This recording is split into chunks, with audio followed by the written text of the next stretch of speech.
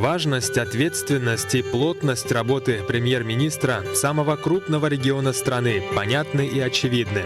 Глава правительства Якутии каждый день принимает решения на высоком уровне, руководит становлением и развитием ключевых направлений в жизни населения. И в своей работе Галина Данчикова считает принципиальным лично посещать населенные пункты республики, встречаться на местах с жителями поселков и наследов, чтобы напрямую увидеть и услышать про актуальные вопросы и проблемы людей.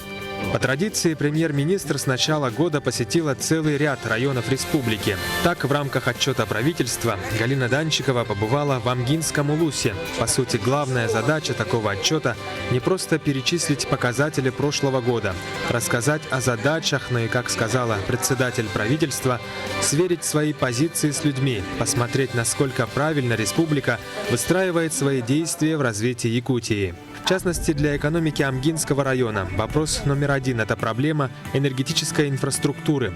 Необходимо строительство линий электропередачи. Уже в этом году начнутся работы по модернизации, будет заменено 9 километров проводов на большее сечение. Это, конечно, временно решит проблему, но больших перспектив на развитие не дает. Однако правительство держит ситуацию на контроле. Со временем все будет, энергии хватит на все. Для того, чтобы заниматься развитием производства в том или ином районе, заниматься строительством жилья, объектов социальной инфраструктуры, в первую очередь это нужна энергетическая инфраструктура. Это то, что сегодня есть, и Амгинский район испытывает недостаток по электроэнергии. Для нас это очень важно, и для нас этот вопрос. Мы пытаемся найти решение, но объект капиталоемкий, это по предварительным расчетам 4 миллиарда. Мы понимаем, что для роста инициатив, активности малого и среднего бизнеса также необходимо решать эти вопросы. Это вопрос, конечно, энергетики. Вопросы энергетики, все остальные вопросы, они вопросы как обычные. Обычные связаны со строительством детского сада, со строительством школы. Вопрос строительства объектов, в частности 48-квартирного жилого дома, был основным в рабочей поездке Галины Данчиковой в Нерынгринский район. Дом в поселке Чульман проблемный. Начали его возводить в 2008 году. Тогда федеральные средства не были освоены и вернулись в бюджет России, так что достраивать объект пришлось самим. Сегодня требуется 13 миллионов рублей на подключение инженерных коммуникаций и благоустройство территории. В муниципалитете таких денег нет. Вся надежда на правительство республики. Заканчивая осмотр объекта, премьер-министр сказала, что до конца текущего года необходимо заселить людей в новые квартиры этого долгостроя. На самом деле строился достаточно долго, были проблемы, причины объективные, были причины субъективные, но в этом году мы его завершим. В Южной Якутии глава Кабмина также провела личный прием граждан. Прозвучали вопросы о проблеме погорельцев, возможностях изменения сроков капремонта, стройки в поселке, спортобъектов и многое другое. Множество насущных проблемных тем населения Галина Данчикова рассмотрела и в Алданском районе на личном приеме граждан. Жители сетовали на то, что левобережье Томмота осталось без почтового отделения. Проблема в помещении. Как в этой ситуации выплачивать людям пенсии? Приходили с начальником нашего Алданской почты по поводу того, чтобы найти помещение и открыть почту у нас на левом берегу заново. Разговор премьера с начальником отделения выявил и другие проблемы поселения. Это отсутствие аптек, при том, что на левом берегу проживают много пожилых людей, а также отсутствие работы в клубе. Здания и работники есть, охрана тоже. Коммунальные услуги из бюджета оплачиваются, а деятельности так таковой нет. Причем вопрос есть и по работе других соцобъектов. Со всем этим по поручению Галины Иннокентьевны ответственные специалисты разберутся в ближайшее время. Я дам задание нашему департаменту, дайте задание, чтобы они полностью все, что происходит у нас, вот, и какие учреждения расположены, и как они работают, и как они используются по левому берегу, чтобы все эти вопросы не определили. То, что касается совместно с вами, давайте мы посмотрим по обеспечению лекарствами. Не упустили возможность обратиться к Галине Данчиковой и жители села Крест-Халджай Тамбонского улуса. Премьер посетила Наслек в ходе контрольного облета территории прохождения паводковых вод. Здесь людей волнует проблема подтопления жилых домов в результате ливневых дождей. Сельчане рассказали главе правительства, что в Крест-Халджае в течение 80 лет с момента спуска озера проблем не было, а в последние 2-3 года дворовые территории подтапливает. Более 20 домов оказались в сложной ситуации. Самое обидное, мы же селяне, и нам приходится из-за этого, плотуны не можем держать. На улице же не выйдете. Мы пошли на сокращение скота. Галина Данчикова осмотрела территорию подтопления жилого сектора, поинтересовалась у глав Улуса и Наслега, какие меры принимались муниципалитетом, почему земельные участки выделяются на проблемной территории. По убеждению премьер-министра, при любом новом строительстве, будь то социальный или промышленный объект, а также жилье, подход должен быть комплексным, с конкретными техническими условиями, обязательной экспертизой проектно-сметной документации и планированием территории. Вот проектная документация, изыскания, там какие-то экспертизы. Ну, одни говорят, что зачем это? Это же частный дом построили. Ну вот и результат, да? Не, ну частные дома тоже, видите, отопление проходит, тоже к нему тянутся, так ведь? Нет, я же не об этом говорю. Я говорю вот о том, что когда мы отводим участки, на новом месте, мы должны четко как бы понимать, что люди не пострадают и не построят дом там, где будет вода. Вот я об этом говорю. Понимаете? Оценив ситуацию на месте, глава Кабинета министров поручила вице-премьеру Виктору Амукову сформировать рабочую группу для решения вопроса, привлечь специалистов профильных институтов, внести согласованные предложения.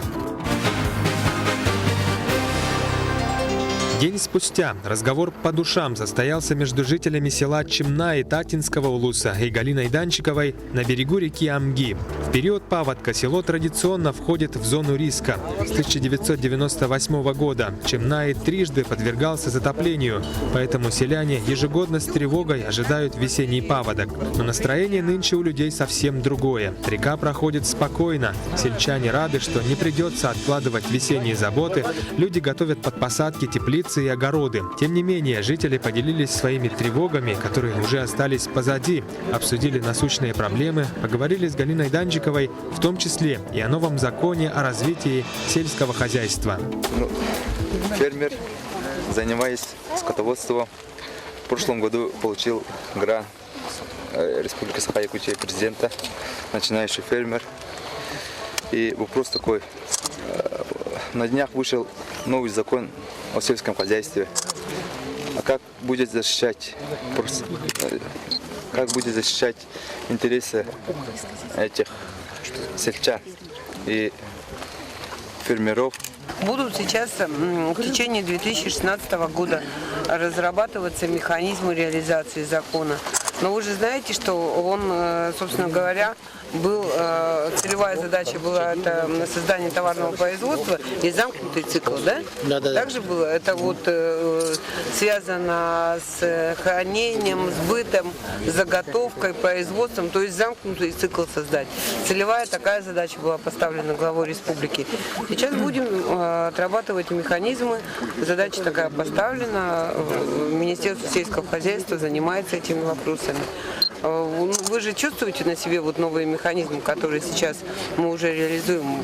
Тот же начинающий фермер, да? Поддержка фермерских хозяйств.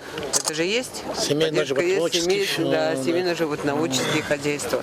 Эта поддержка есть. Тут само по себе, конечно, нужно понимать, и самая большая сложность, наверное, подготовка документов, да?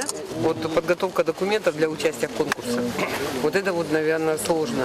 Но я надеюсь, там Министерство сельского хозяйства сейчас создает консультационный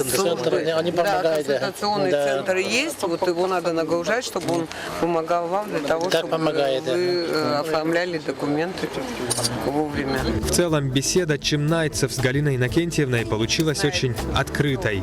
Конечно, вода со льдом все промывает, оставляя после себя ямы бездонные. Жуткая картина бывает. Нам все охватывает ужас, как дальше нам жить. Но благодаря президенту, правительству, местной власти, добрым людям мы все-таки возродились из-под грязи. И как видите, мы уже на пути развития. Татинцы довольны работой правительства, вашим огромным трудом. Конечно, наша страна, республика огромная, самый большой регион в России, и многонациональный, 29 наций говорят, и огромная промышленность, сельское хозяйство и прочее. И вот у меня такой вопрос. Вы хрупкая женщина, мне как дочь, но вы как председатель правительства прямо горой стоите за нас. И поэтому, как это вам удается? Ну, наверное, надо просто любить свою землю, любить республику, любить Россию. Вообще жить с такой любовью к людям, и все будет хорошо. Поэтому вот мне так это и удается, потому что я люблю свою республику, люблю свою землю, люблю свой народ, своих людей.